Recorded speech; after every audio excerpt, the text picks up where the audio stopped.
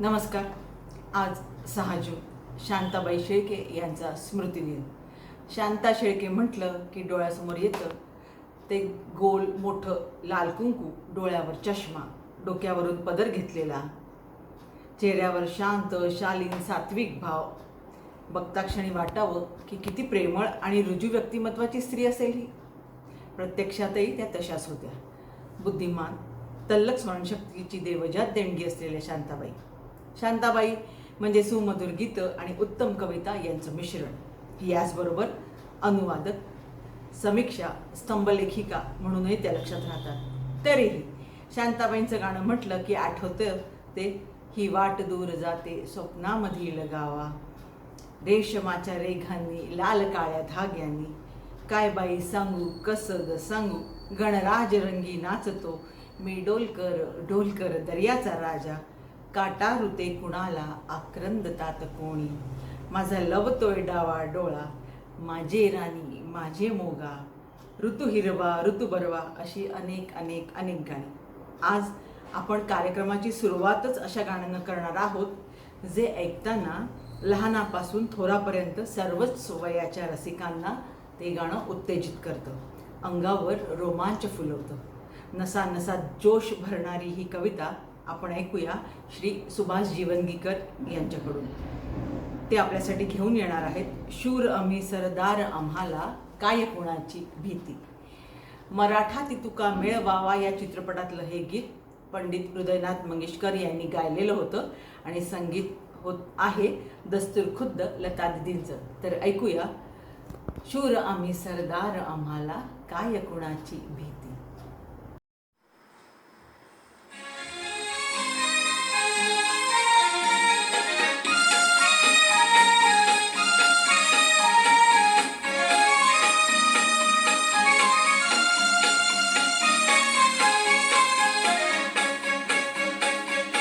शूर मी सरदार आम्हाला काय कुणाची भीती, शूर मी सरदार आम्हाला काय कुणाची भीती, देवदेसन धर्मापायी प्राण घेतलं हाती, शूर मी सरदार काय कुणाची भीती.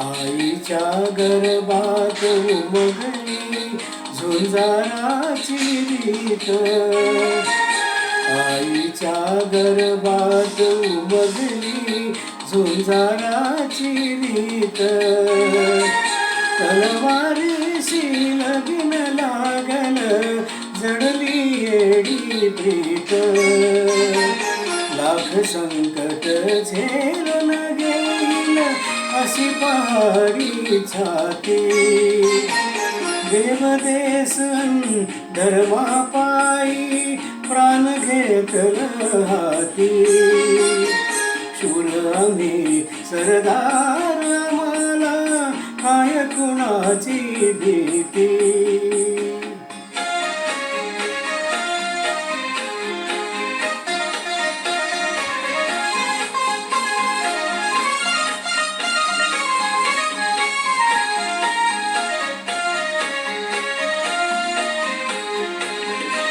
जिंकावेवा कटून मराव हेच आम्हाला ठाव, जिंकावेवा कटून मराव हेच आम्हाला ठाव, लढून मराव मरून जगाव हेच आम्हाला ठाव, देशापायी सारी विसरू माया ममता नाती, देवदेसन धर्मापायी प्राण घेतलं हाती, शूर आम्ही सरदार आम्हाला काय कुणाची प्राणाची भीती.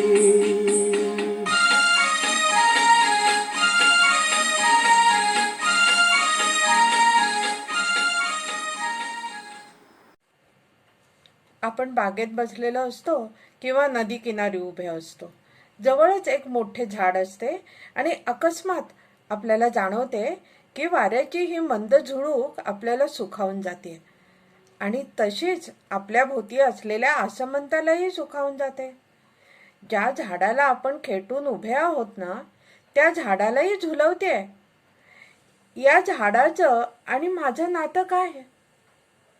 ही फुलं, पानं, याच्या फांद्या, या सगळ्याच गोष्टी आपल्या जवळच्या आहेत. आपण या सगळ्यात आपल्याला शोधायला लागतो. किती सुंदर आहे ना हे, आपणच आपल्याला शोधणं आणि सापडणंही. ही कल्पना शांताबाईंची बरं का. त्यांची हे एक झाड आहे या कवितेत हे सगळं काही येतं. ही कविता अशी आहे. हे एक झाड आहे. कवितेचं शीर्षक आहे हे एक झाड आहे. हे एक झाड आहे याचे माझे नाते.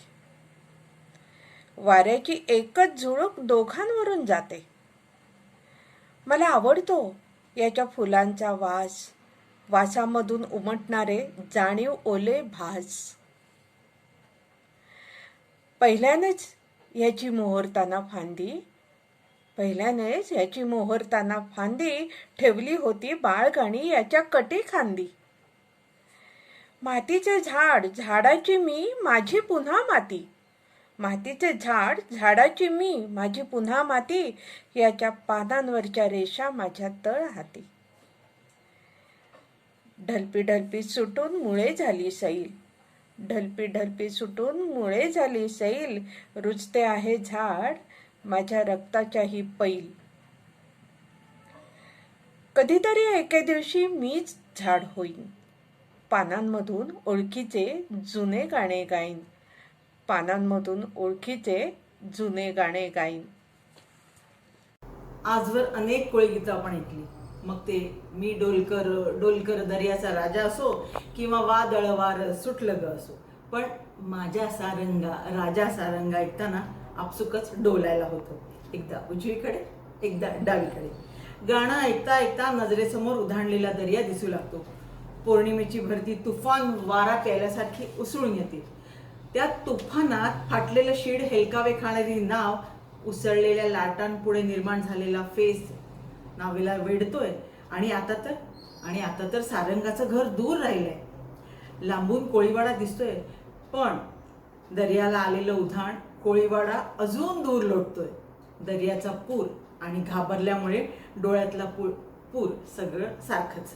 देवा, हा संसार तुझा आहे आणि तूच सांभाळ रे बाबा, अशी देवालाही विनवणी. हे सुंदर गाणं सादर करतायत जान्हवी गोखले, माझ्या सारंगा राजा सारंगा.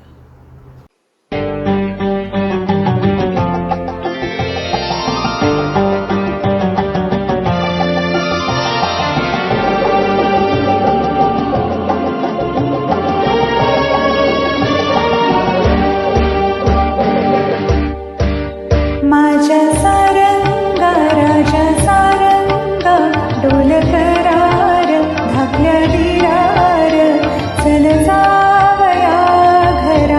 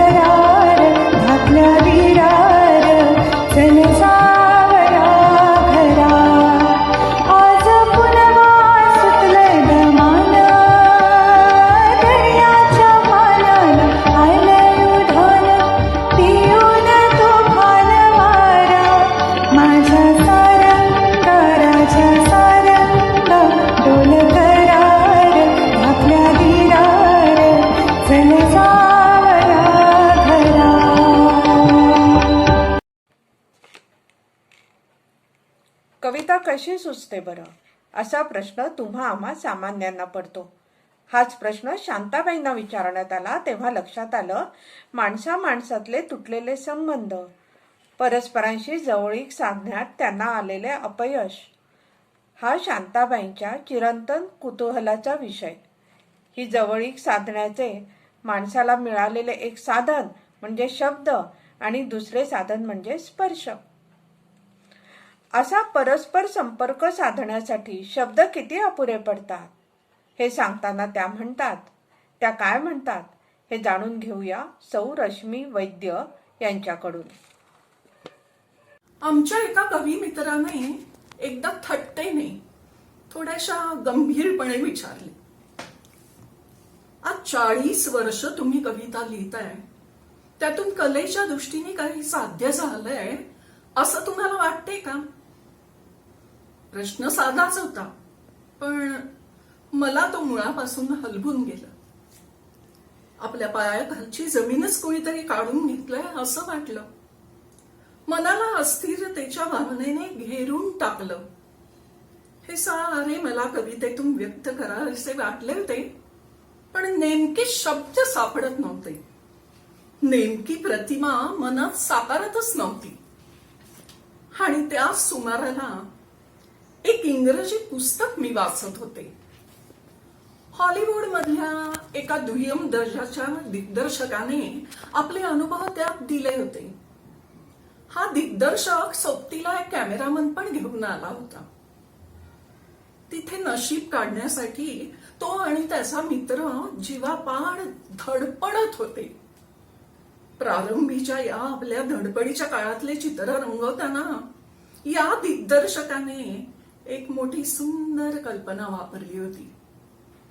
त्याने म्हटले होते, we were both in search of our own private moons. आम्ही दोघं आपापले स्वतंत्र चंद्र शोधत होतो. कलेतील श्रेयासाठी त्यांनी वापरलेली चंद्राची प्रतिमा मला मोठी अर्थपूर्ण वाटली. अगदी त्याच वेळी सॉमरसेट मॉम यांच्या मून अँड 6 पेन्स या कादंबरीचे मला स्मरण झाले. मॉमने देखील चंद्र ही प्रतिमा कलेतील असाध्य श्रेयस या अर्थाने आणि 6 पेन्सच्या नाण्याची प्रतिमा ऐहिक वैभव, सुख संपत्ती या अर्थाने वापरली. मला माझ्या मनातली जी अस्वस्थता सूचित करायची होती त्यासाठी नेमकी प्रतिमा मला त्या दिग्दर्शकाच्या we were both in search of our own private moons या संहितेत सापडली. आणि मग कविता भराभर मनात जुळत गेली. या कवितेचा प्रारंभ असा आहे, प्रत्येकाला कवळायचा असतो स्वतंत्र चंद्र. आपापला स्वतंत्र चंद्र दोन्ही हातात. ते न जमल्यास निदान वेचायचे असते चिमूटभर सांदणे तरी. ते डबीत ठेवायचे असते जपून आणि दाखवायचे असते म्हातारपणी पोराबाळांना एक अपूर्व आईची चीज म्हणून. आयुष्यात हाती न आलेल्या सध्याच्या संदर्भात आपापला स्वतंत्र चंद्र ही प्रतिमा सुचल्यानंतर चिमूटभर चांदणे, चांदण्यांची चिमूटभर राख, पैठणीच्या जरी काठाप्रमाणे काळवणारे चांदणे या इतर प्रतिमा आपोआपच मनात उभ्या राहिल्या आणि मला जे व्यक्त करायचे होते ते या कवितेतून मी प्रकट करू शकले. शांताबाईंनी लिहिलेल्या कविता आणि गीत यात फरक कोणता असं त्यांना विचारल्यावर त्यांनी फार सुंदर उत्तर दिलं.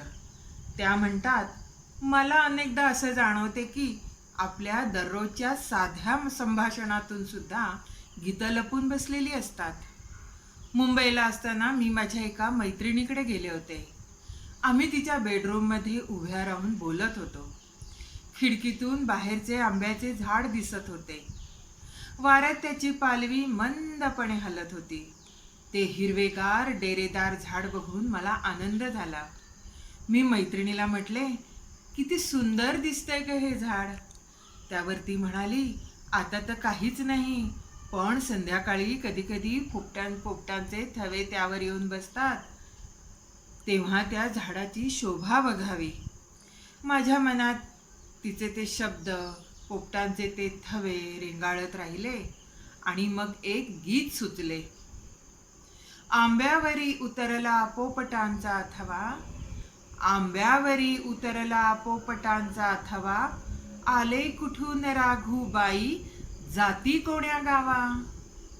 अगदी लहानपणी कधीतरी कुठेतरी पाहिलेले दृश्य, पळसांचे बन, भग्न शिवालय, भोवती अस्ताव्यस्त वाढलेली झाडे, वेलींचे विळखे, हे चित्र अनेक वर्ष मनाच्या कोपऱ्यात पडून होते. पुढे मी एक कविता लिहिली, त्यात हे सर्व चित्र लख्ख उमटले. जाईन विचारित रान फुला, जाईन विचारित रान फुला, भेटेल तिथे ग सजण मला. भग्न शिवालय परिसर निर्जन, पळस तरुंचे दाट पुढे बन. तरुवेली करतील गर्द झुला, भेटेल तिथे ग सजण मला. मी ही कविता प्रथम लिहिली, पण हृदयनाथ मंगेशकरांना तिच्यात दडलेले गीतगुण दिसले, जाणवले. त्यांनी ती रचना स्वरबद्ध केली.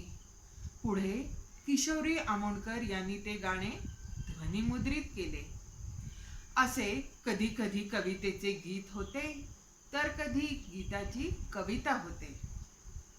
तोच चंद्रमा नभात, हे एका संस्कृत श्लोकाच्या आधारे मी लिहिलेले गीत. ते मागणीवर हुकूम होते, पण आज ती मला माझी स्वतंत्र कविताच वाटते आणि अनेकांनी कविता म्हणूनच तिचा विचार केला आहे, रसग्रहण केलंय. आता उल्लेख आलाच आहे, तर या मागणीवर हुकूम लिहिलेल्या गीताचं श्रवण करूया. आपल्यासाठी हे गीत घेऊन आले आहेत श्री अशोक जोशी. तोच चंद्रमा नभात.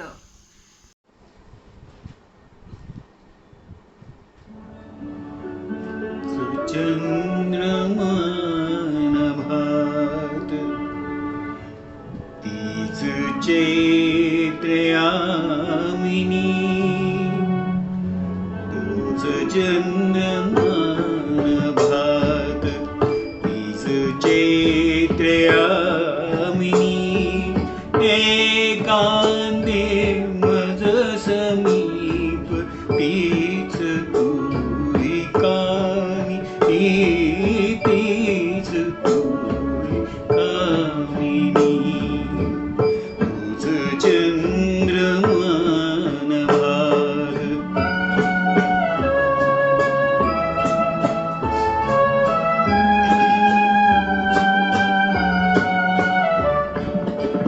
निरवता ती तशीच, धुंद तेज चांदणे. छायांनी रेखियले, चित्र तेच देखणे. जाईचा गुंज तोच, तीच गंध मोहिनी. एकांती मज समीप, तीच तुही कामिनी. तीच तुही कामिनी. तोच चंद्रमा नभात.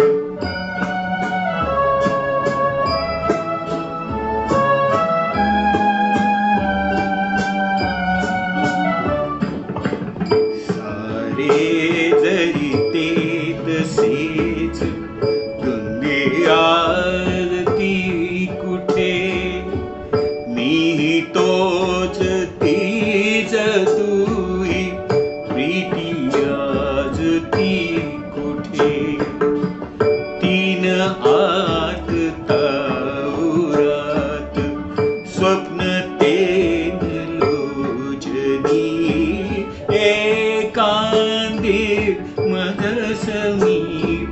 तीच तू ही कामिनी, तीच तू ही कामिनी. तुझ चंद्रमान भात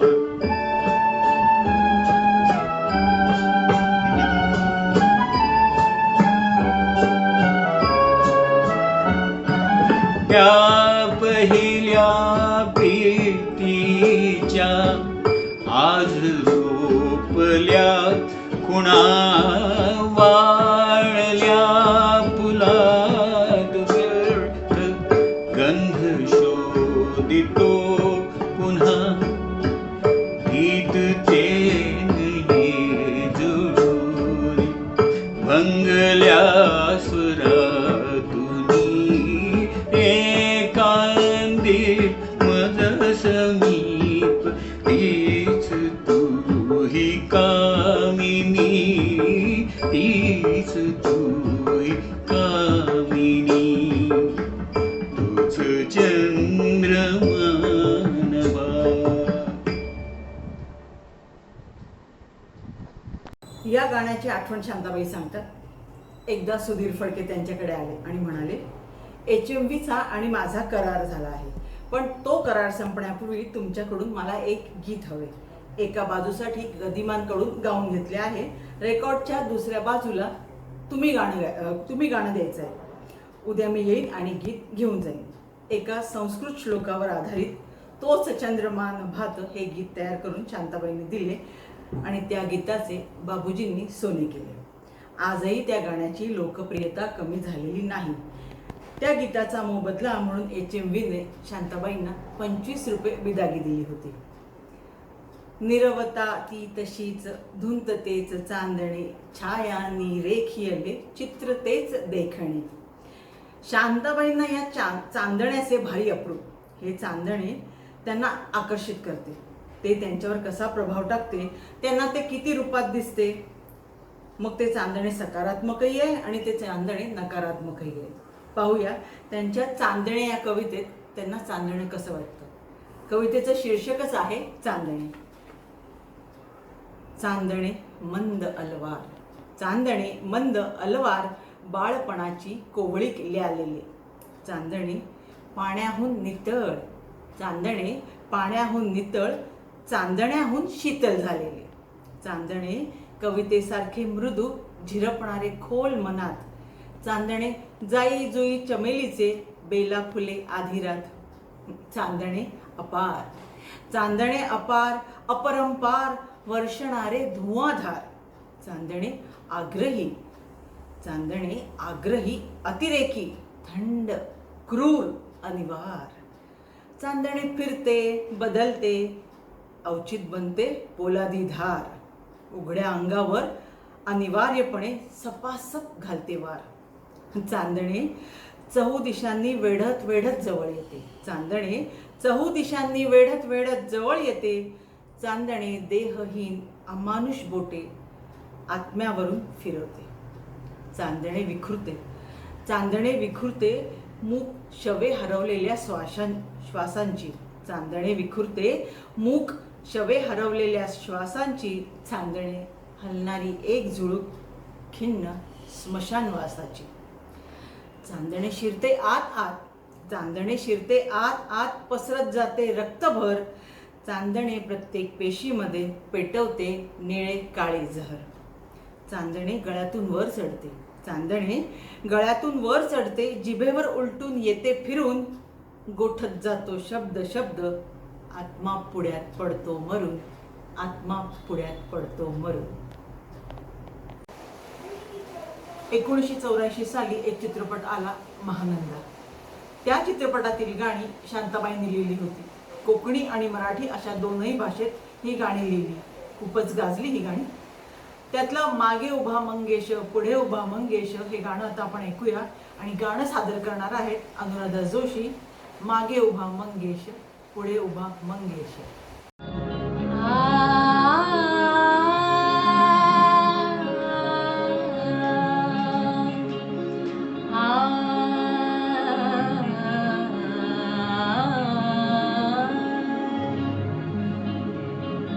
मागे उभा मंगेश, पुढे उभा मंगेश, मागे उभा मंगेश, पुढे उभा मंगेश. माझ्याकडे देव माझा पाहतो आहे, माझ्याकडे देव माझा पाहतो आहे. मागे उभा मंगेश, पुढे उभा मंगेश, मागे उभा मंगेश, पुढे उभा मंगेश.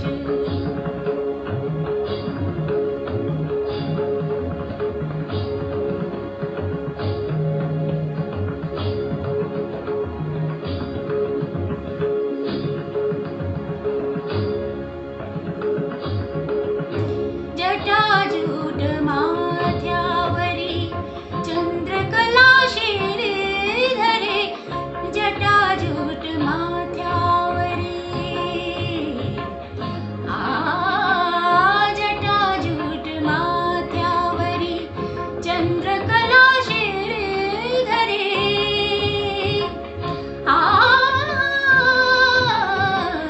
सर्पमाळ रुळे उरी, सर्पमाळ रुळे उरी, चिताभस्म सर्वांगासो, चिताभस्म सर्वांगासो लिंपून राहे. माझ्याकडे देव माझा पाहतो आहे, माझ्याकडे देव माझा पाहतो आहे. मागे उभा मंगेश, पुढे उभा मंगेश, मागे उभा मंगेश, पुढे उभा मंगेश.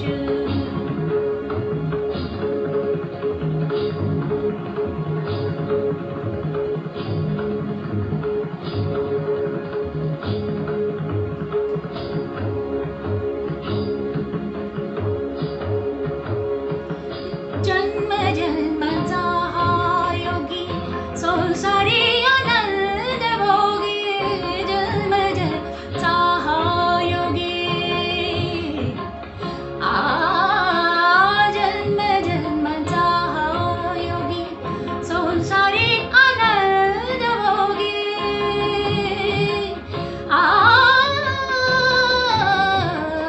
विरागी की मनोभोगी, विरागी की मनोभोगी, शैलसुता संगे गंगा, शैलसुता संगे गंगा मस्तकी वाहे.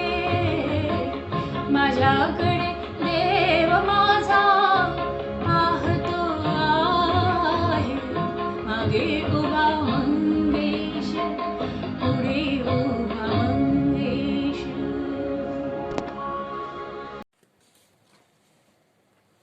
स्वतः उत्तम कवयित्री असूनही दुसऱ्या भाषेतील कवींच्या दर्जेदार कवितांचा अनुवाद शांताबाईंनी केला. त्यातलेच एक नाव कवी गुलजार. गुलजार यांची यार जुलाहे, जुलाहा म्हणजे विणकर, तर यार जुलाहे ही कविता त्यांना आवडली आणि शांताबाईंनी या कवितेचं भाषांतर केलं. ती कविता अशी: मलाही तुझे कौशल्य शिकव प्रिय विणकरा, नेहमी तुला पाहिलं वस्त्र विणताना, जेव्हा एखादा धागा तुटतो किंवा संपतो तेव्हा दुसरा धागा त्यामध्ये गुंफून तू पुढे विणू लागतोस. तुझ्या या वस्त्रात पण एकही गाठ कुणाला दिसत नाही. मी तर फक्त एकदाच विणून पाहिलं होतं, एका नात्याचं वस्त्र, पण त्याच्या गाठी स्पष्ट दिसतायत प्रिय विणकरा. शांताबाईंचा कार्यक्रम आणि त्यांची असे नमी नसे नमी ही कविता नाही घेतली असं होऊ शकत नाही ना. कुणास काय ठाऊके कसे कुठे उद्या असू, निळ्या नभात रेखिली नकोस भावना पुसू. संगीतकार यशवंत देव यांनी या कवितेला चाल लावली, अरुण दाते यांनी स्वर दिला. मग कवितेचं उत्तम गीत झालं. गीतातला प्रत्येक शब्द हळूवार आणि हृदयस्पर्शी आहे. असेन मी नसेन मी तरी असेल गीत हे, फुला फुलात येथला उद्या हसेल गीत हे. हे शब्द खरे करणारे हे गीत आपल्यासमोर घेऊन येत आहेत श्री सुभाष जीवंदीकर. स्वयंमनात जागते नसूरताल मागते, अबोल राहुनी स्वतः अबोध सर्व सांगते. स्वयंमनात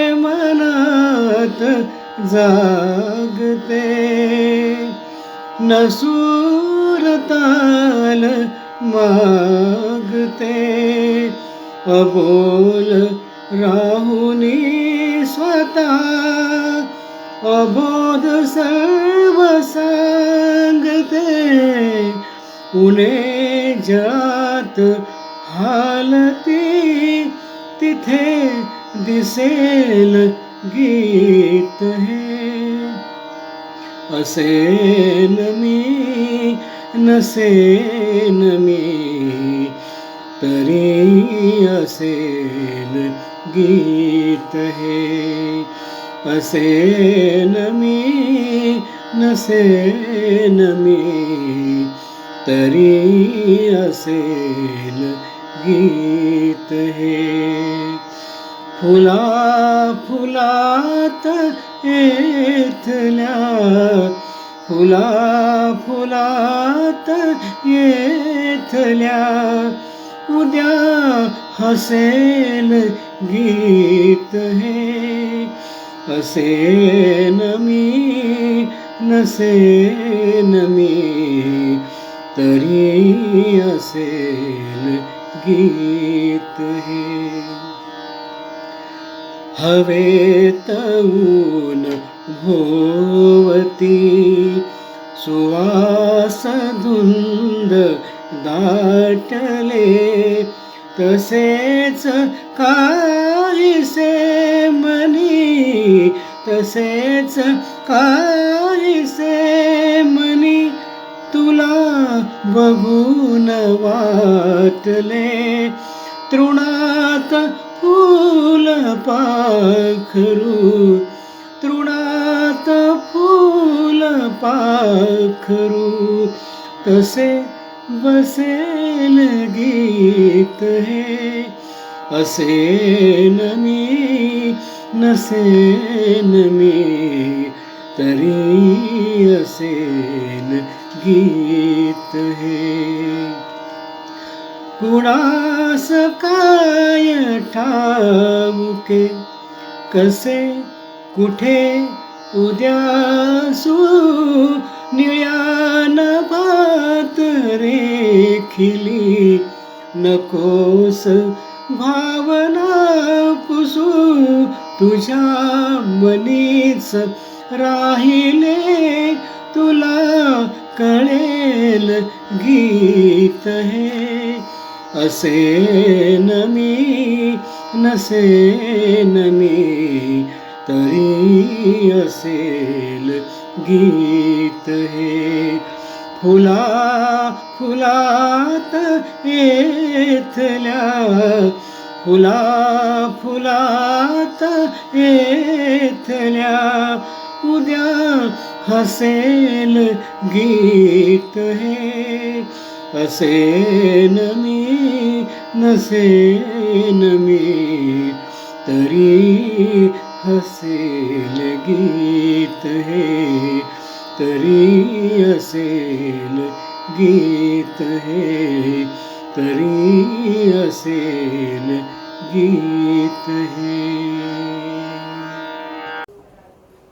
आज हा कार्यक्रम तुम्हासमोर सादर केला. खूप छान वाटलं. कविता माझी पहिली आवड. नंतर सगळे साहित्य प्रकार कमी अधिक प्रमाणात मी हाताळले.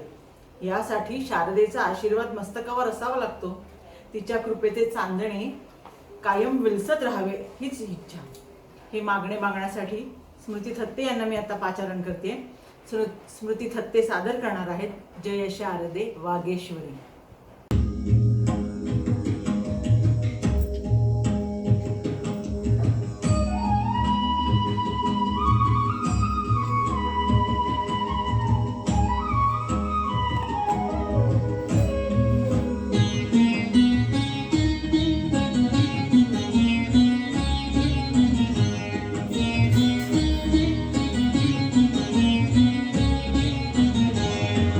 जय शारदे वागीश्वरी, जय शारदे वागीश्वरी, विधिकन्यके विद्याधरी वागीश्वरी, वागीश्वरी.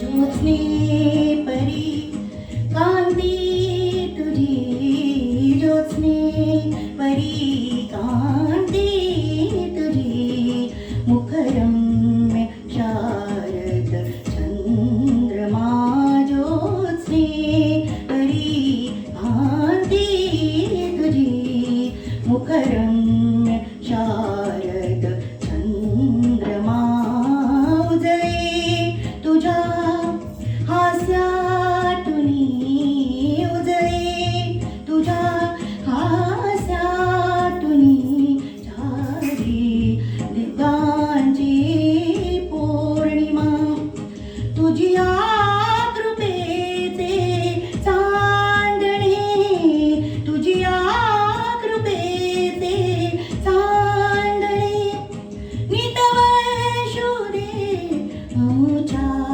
शिरी, नितवर्षुदे अमुच्या शिरी, वागीश्वरी. जय शारदे वागीश्वरी.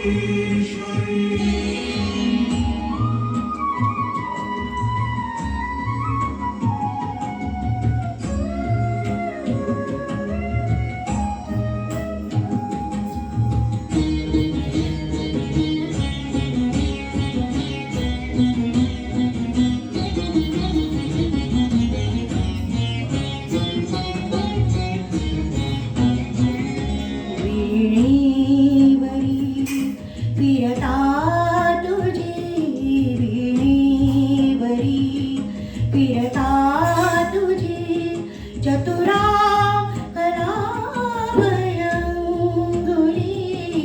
चतुरा कलाभयंगुली,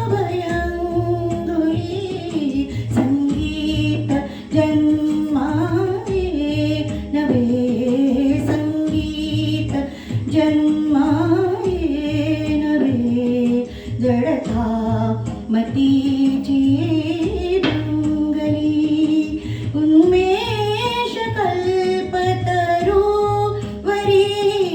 उन्मेष कल्पतरुवरी, बहरून आल्या मंजिरी, बहरून आल्या मंजिरी, वागीश्वरी. जय शारदे वागीश्वरी, विधिकन्यके विद्याधरी वागीश्वरी, वागीश्वरी.